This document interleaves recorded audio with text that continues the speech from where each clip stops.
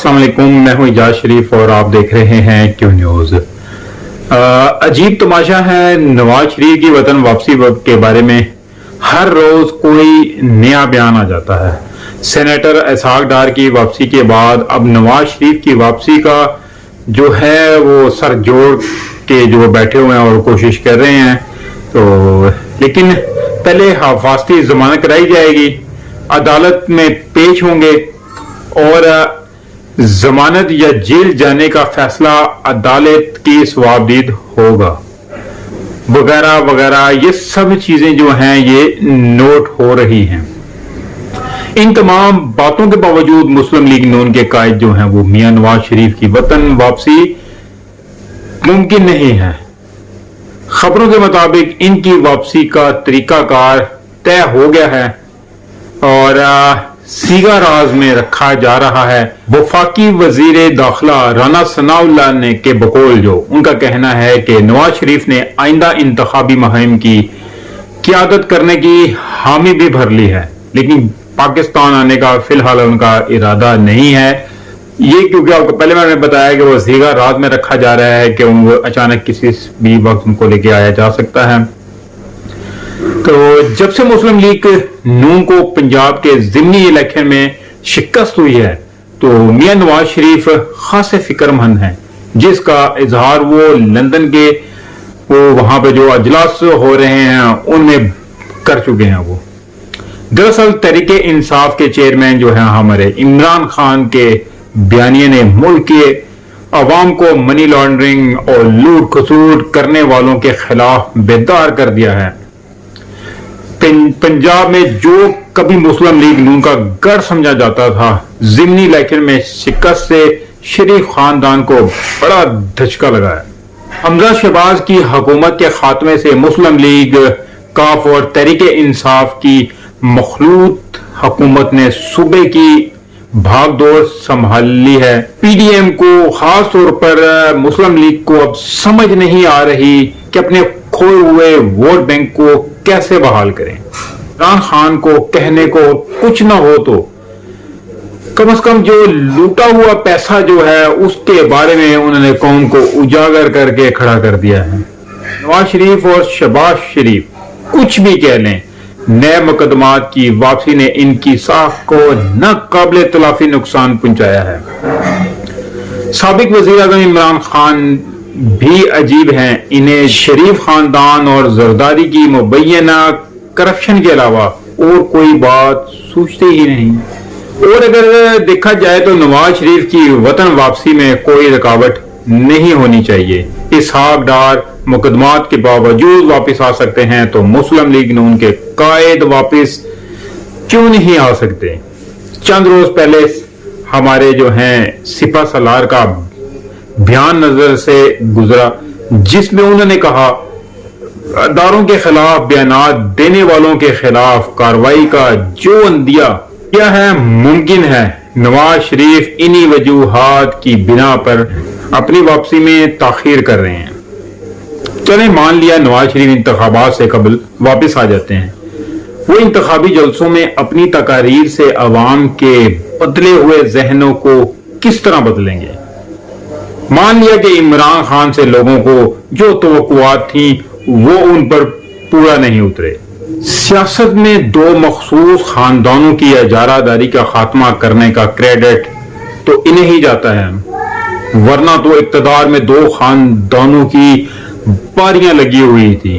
शहबाज शरीफ अवाम को महंगाई का तोहफा देने के बाद इंतखाबात में किस मुंह से वोट मांगने अवाम के पास जाएंगे।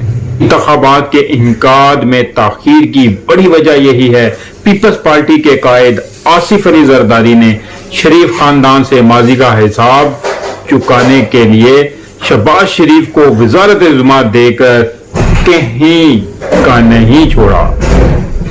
क्या हुकूमत मुफ्ता इस्माइल के बाद इसहाक डार को वजारत खजाना का कलमदान देकर महंगाई पर काबू पा सकेगी?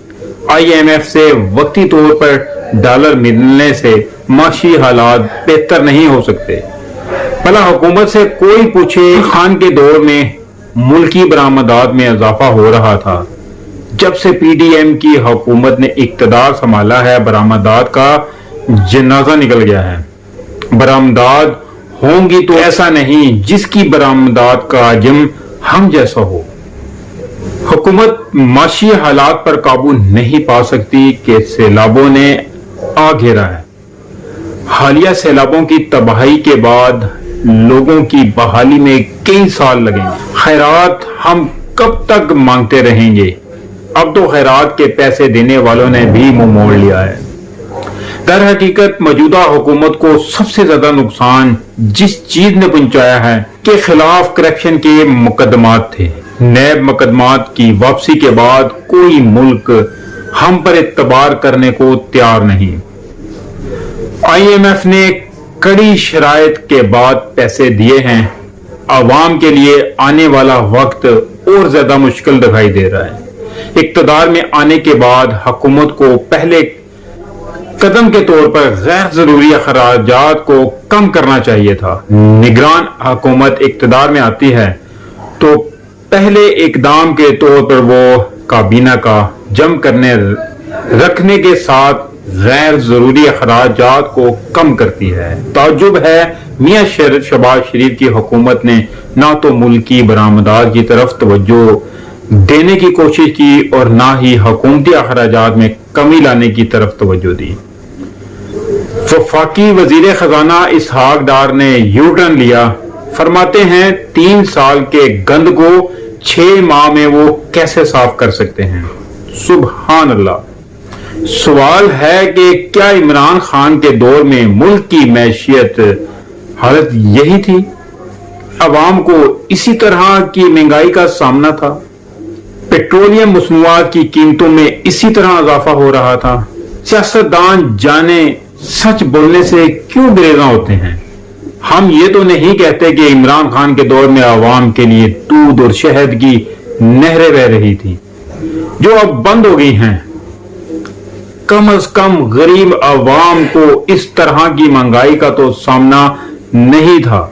سیاست میں 2 خاندان غریب عوام کا خون چوسنے پر لگے رہے۔ عمران خان نے اقتدار میں 2 خاندانوں کی اجارہ داری کا خاتمہ کر کے ملک و قوم کی بہت بڑی خدمت کی ہے۔ سیاست دانوں نے اشروں سے ملک و قوم کی خدمت کا جو لبادہ اوڑے رکھا تھا، عمران خان نے انہیں برہنہ کر دیا ہے۔ عمران خان کے جلسوں میں عوام کا دیوانہ وار چلے آنا اس امر کی دلیل ہے۔ لوگ اقتدار میں 2 خاندانوں کی اجارہ داری سے تنگ آ چکے ہیں۔